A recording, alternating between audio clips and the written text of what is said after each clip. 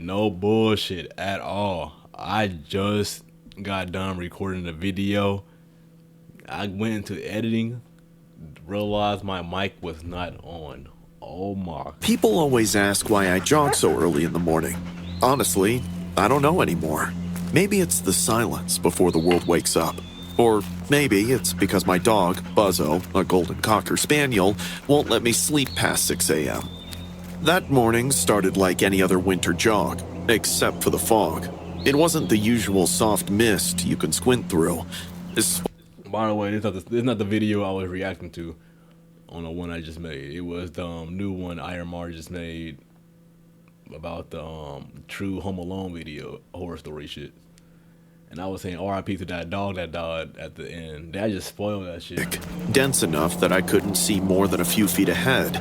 It swallowed the path, the trees, even the cornfields that stretched endlessly along the outskirts of town.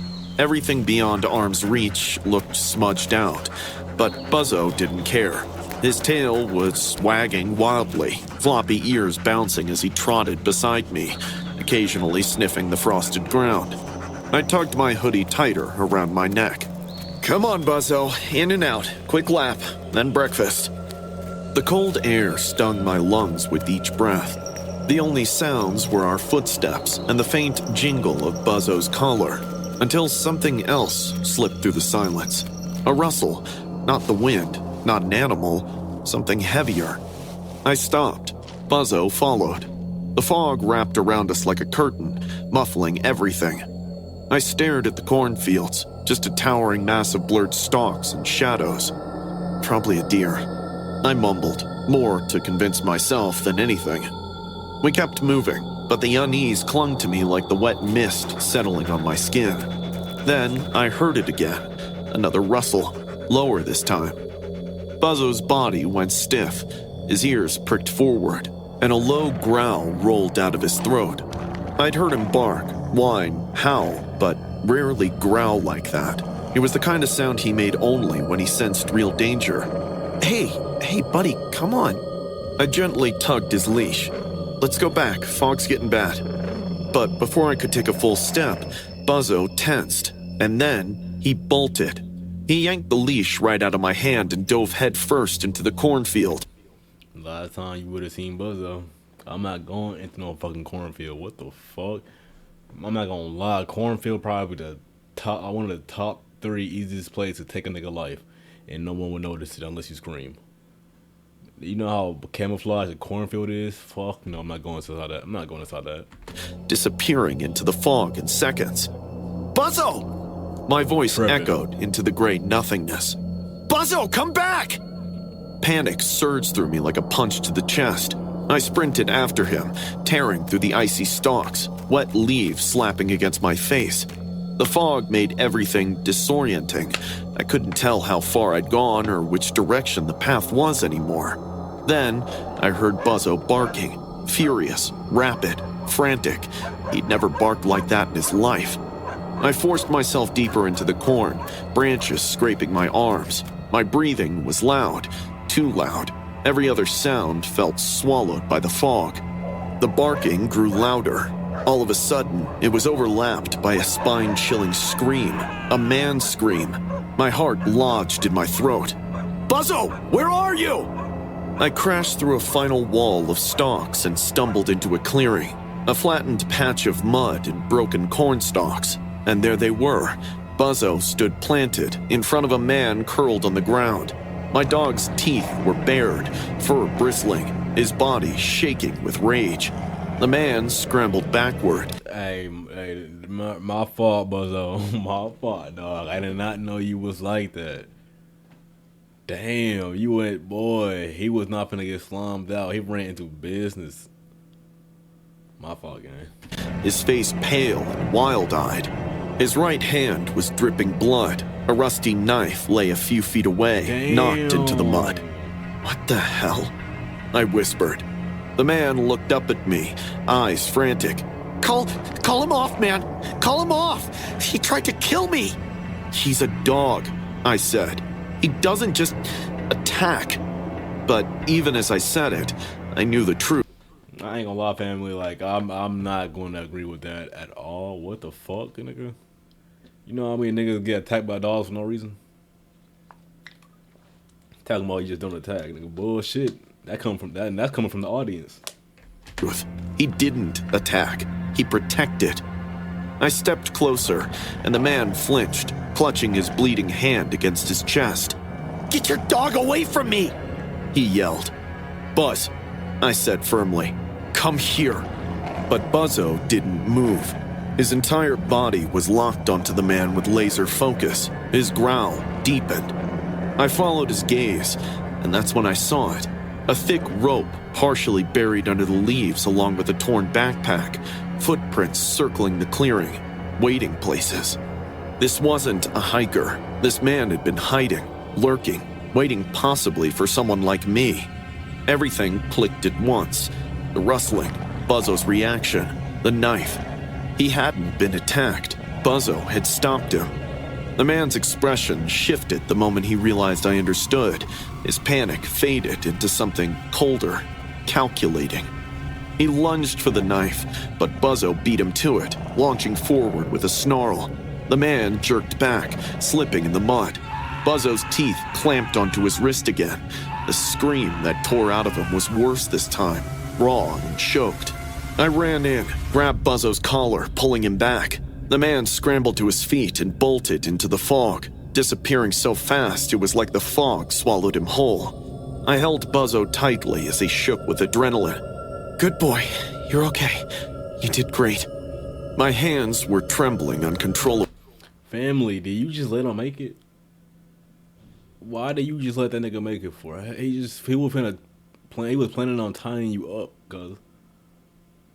I would have let Buzzo at least broke a leg or some shit. You let him make it run away, he's just gonna find another victim. Sometimes you gotta think. I fumbled for my phone and dialed 911. When the operator answered, the words practically tumbled out of me. "There's a man. He had a knife. My dog. There's blood. Send someone, please."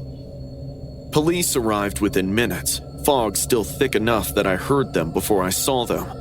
They combed the cornfield and found the knife, the blood trail, the rope. Not the man. He'd escaped. But later, they told me he'd been reported multiple times, lurking along jogging trails, targeting early runners. "He was hiding there to rob someone," the officer said. "If your dog hadn't gone after him, you would have walked right past his hiding spot." I looked down at Buzzo, who was sitting between my feet, panting and wagging his tail like none of this was out of the ordinary. That morning, I realized something terrifying. I had walked past that spot every day. Every day. Someone had probably been watching me, studying my routine, waiting for the fog or an early morning when I was alone. I didn't sleep well for weeks after that. Every rustle, every shadow, every foggy morning made my skin crawl. But Buzzo? He slept curled up against my chest every night, warm and soft, as if protecting me, even in my dreams. Sometimes people say animals sense things we can't. That morning, I learned they're right. I thought I was walking my dog for exercise. Turns out, he was walking me for protection.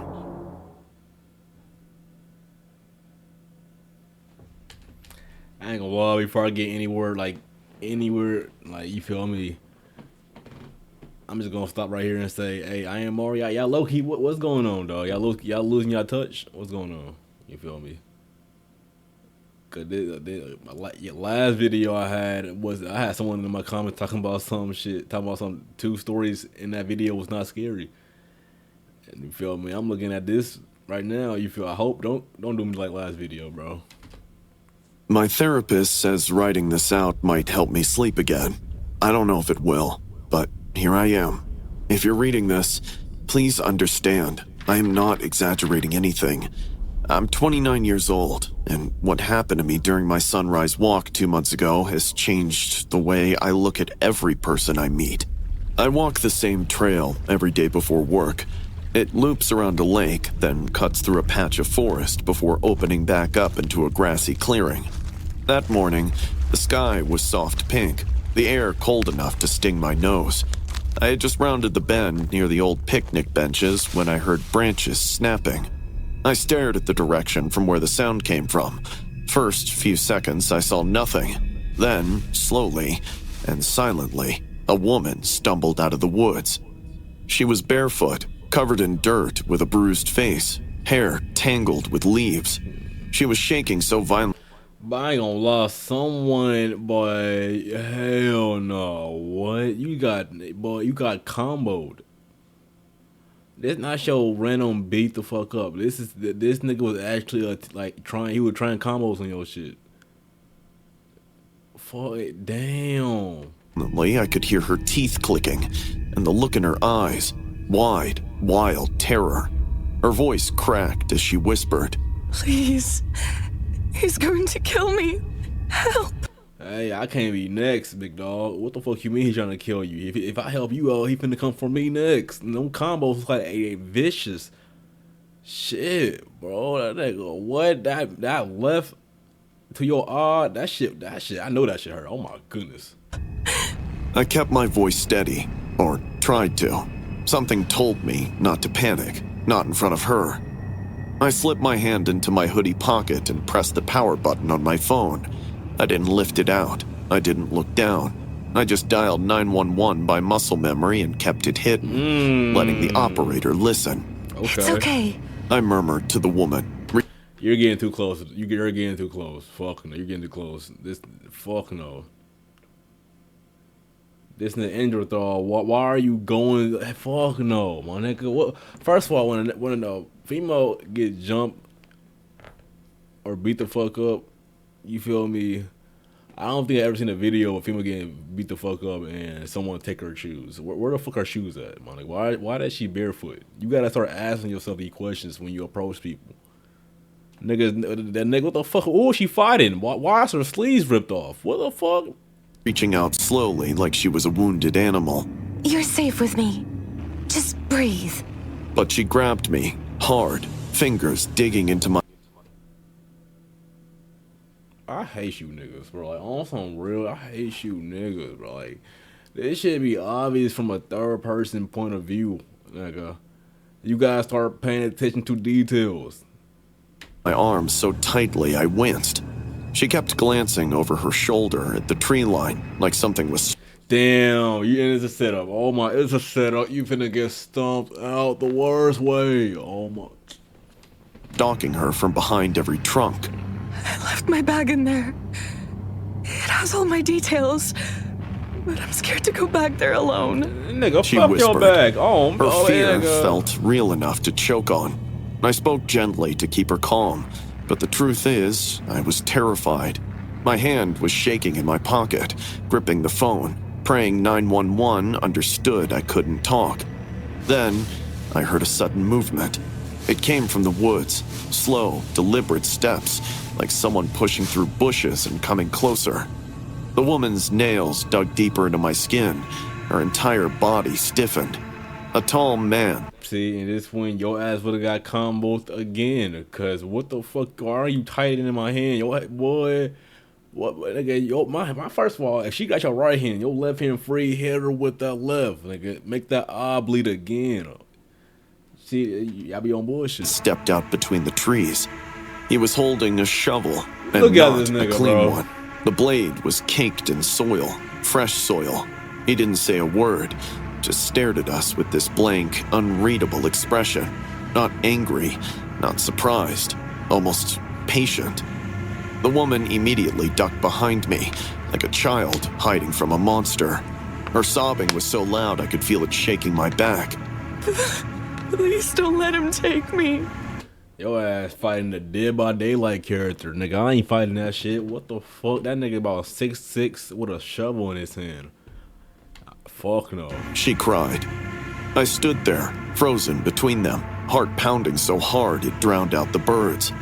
The man's eyes flicked from her to me, then back to her. And then, without a single word, he turned around and walked back into the woods, just disappeared behind the trees. I didn't understand. Why leave? Why walk away so calmly? My phone buzzed in my pocket, nearly making me jump. I looked down. A silent text from 911. Units arriving. Stay where you are. The woman still clung to me like she was about to collapse. I kept whispering, It's okay. Help is coming. Just stay with me. even though my own legs were trembling. Minutes later, though it felt like hours, officers appeared from the trail entrance. They didn't run. They approached slowly, cautiously, hands hovering near their holsters. Two of them went past me into the woods. Within seconds, one of them shouted. I don't know exactly what they found, but I heard the words like fresh dirt, rope, half dug, and footprints. The rest stayed with me and the woman. I kept explaining everything, how she ran out, what she said, what the man did. I expected sympathy, reassurance. Instead, one of the officers kept staring at the woman with a puzzled, almost disturbed expression. Then he asked me something that made no sense at the time. Ma'am, did she ask who you called? I blinked. What? Did she ask if you had a phone, or ask you to call anyone? I replayed that moment in my head. The trembling, the begging, the grip on my arm. No. I said slowly. She never asked anything about a phone. The officer nodded like that confirmed something. He stepped closer, voice low. Victims who are running for their lives usually ask for help, ask for a phone, ask if the police were called. I frowned, confused, but before I could respond, he pointed subtly at the woman. She wasn't trembling anymore, not shaking, not crying, just standing perfectly still, watching me, her posture.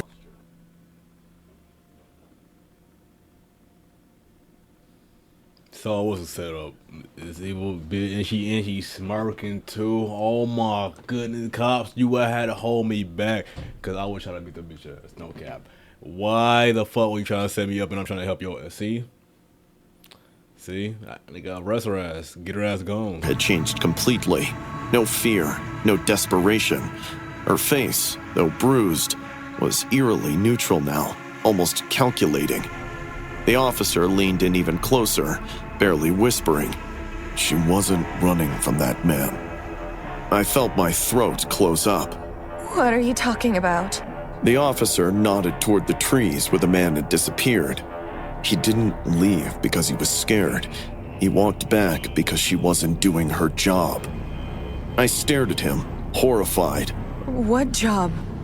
He looked me dead in the eyes, jaw tightening. To What lure the fuck? What the fuck, nigga? This anime ass scene. victims into the woods. My entire body went numb. The world around me muffled like someone stuffed cotton in my ears. I turned to look at the woman, slowly, terrified of what I'd see. She didn't look away. Her eyes, earlier wide with fear, were flat now. Empty, cold, like she was evaluating whether she'd get another chance. One of the officers gently pulled me behind him. Another restrained the woman's hands as she watched me without blinking. And that was it. The moment I realized everything I thought was wrong. The moment I understood how close I came to walking into those woods with her when she mentioned about her bag. How easily I could have been dragged into that half-dug grave. The woman was taken into custody by the cops, but the man haven't been found yet. I still take walks, but never during early mornings, never near the woods, and never, ever alone. I always go for morning walks through Riverside Park. Nothing about that day seemed weird until I saw this homeless-looking woman walking past me with a tiny boy, maybe 4 or 5. The woman leaned down and whispered, You just wait at the bench.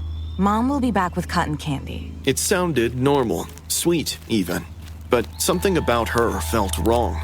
I shook my head, brushed it off, and kept jogging. About 20 minutes later, my route curved back toward that same bench, and the boy was still sitting alone.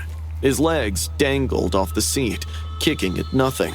He was counting softly. 1, 2, 3, using his tiny fingers, touching each chubby fingertip like he'd practiced it 1,000 times. Hey, buddy, what are you doing? Mommy said I should count to 10 when I get scared, but Mommy still didn't come back. He glanced around with wet eyes, then looked at me. Should I keep counting? Something twisted inside of me. Who leaves a kid this young alone for so long? Before I could say anything, a harsh voice cut through the air. Hey! Get away from my kid! I turned around. I'm a nigga, tell that little fat fuck back then, nigga. I don't care about that little nigga. What you mean get away from that? Boy, I would have hit it up. No, I'm gonna get away from your kid. I was just checking on little nigga. Seeing he was okay. Cause your ass wanna leave him by himself. Counting to 10. I would have stole her. No, I wouldn't. No, I ain't. The same woman. I would have stole his ass though. You feel me? He would have got hit. He would have got hit just cause your wife wanna talk shit, nigga. Now you gotta get stole by. Damn, it hit this long though. You feel like shit? I had this long. I feel like one headbutt to my head, I might be out. CTE, cranium. Stood there, but now with a huge pink cotton candy and a man beside her, a rough-looking guy with a shaved head. The woman strutted toward me. Mind your damn business. The man smirked. Yeah, hero. Go jog elsewhere. I ain't gonna lie, at that moment of time, you gotta get into roasting mode. You feel me? Because you just gotta get the roasting. Because they can't be talking shit to your face like that. You gotta stand up for yourself. Heat rushed through my face, but I forced myself to back off. I walked away, anger buzzing in my ears. I told myself not to interfere again. Not my family, not my problem. But then, I heard it. A sentence that froze me mid-step. I can't afford to feed him anymore. Just give me the money. Relax. I told you you'll get paid. The buyers want a kid his age. My blood ran cold. I peered. So that's not even your son, my nigga. That's just a random nigga y'all just found off the streets. Oh no. Peered over my shoulder. The man I'm definitely snitching. Handed her a stack of cash. She snatched it without even looking at the boy. The kid started crying immediately. Mommy? Mommy, please don't go. She didn't even turn around. The man lifted the still crying kid like he was lifting groceries and headed toward the park's exit. I followed him because I couldn't just walk away. A black van waited by the curb, engine running. I grabbed my phone and dialed 911, whispering everything. The exchange, the crying, the cash. Dispatch told me officers were on the way, but the man put the kid inside the van and slammed the door shut. Panic punched me. The cops won't make it in time. The man stood outside the van, leaning against the passenger door, talking on the phone. Got a good one today. I'll pay a hefty sum for him. My hands shook. I had two choices: wait and hope the cops made it, or take a risk and save the kid. Before my brain could argue, my legs were already moving. I crept behind the van, slowly lifted the handle, and eased the door open. The kid sat curled up on the floor, tears staining his cheeks. He looked up at me with those big eyes. Where's Mommy? Shh, I whispered, lifting him into my arms. I'm getting you out of... Hey, what the hell? I barely turned before a fist smashed into my face. See, this is why you gotta hit first. You would have swung on that nigga first while he was on the phone, you would have advantage. You feel me? Pain exploded through my jaw. I stumbled back, shielding the boy with my body. The man punched me again, this time in my ribs, so hard I thought something cracked. I still refused to let go. He swung again, but by now, people nearby noticed the commotion. The man realized the gravity of the situation and grabbed the kid's tiny arm. Don't touch him! He shoved the child toward me violently, as if trying to get revenge. But I am more my nigga, why is that running animation for these villains a thing for? They did as tuck their ass out and start running. And I noticed it from the last video I just did, the one that didn't get recorded audio. That nigga ran the same way. Why do y'all got these niggas running like this? I barely held on to the kid, collapsing onto the concrete with him on top of me. He clung to my shirt, sobbing. The man peeled out in the van before anyone could stop him. Cops arrived minutes later. Turns out the woman was a drug addict who'd sold her son. The man was part of a trafficking ring. The kid, his name was Oliver, held my hand the entire ride to the station. He wouldn't let go. Inside, when officers asked him questions, he refused to sit anywhere except on my lap. He kept wiping his eyes with his little fists. Every time a door opened, he flinched. Hours later, when the paperwork was finally done, I stood up to leave. "All right, buddy," I said softly. "You're safe now.